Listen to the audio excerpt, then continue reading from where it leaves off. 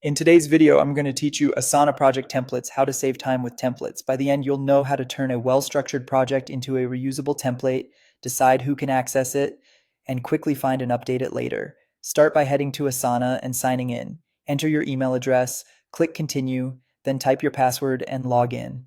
If you're prompted for an extra verification step, complete that to proceed. Once you land on your Asana homepage, the first thing you need is a project that's already set up the way you like to work. This could include sections, tasks, subtasks, and any notes you want others to follow. The cleaner and more consistent your project is now, the more valuable your template will be later. Open that project, then look near the project title for the Actions menu, often shown as 3 dots. Click it and choose Save as Template.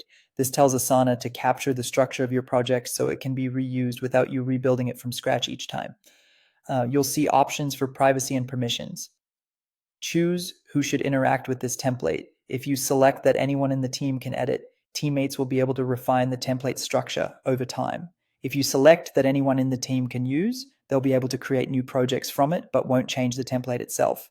Pick what fits your governance style, then click Create Template. When Asana confirms, click Done. To locate your template later, go to My Workspace, then open All Work. Look for the Templates area. This is where your saved project template will appear. Open it to review the structure. If you need to adjust task names, sections, or instructions, click to edit, make your updates, and then click Done to save those changes. A few quick tips as you set this up. Keep task names clear and action-oriented so the template is easy to follow. Avoid assigning tasks to specific people or adding fixed due dates inside the template.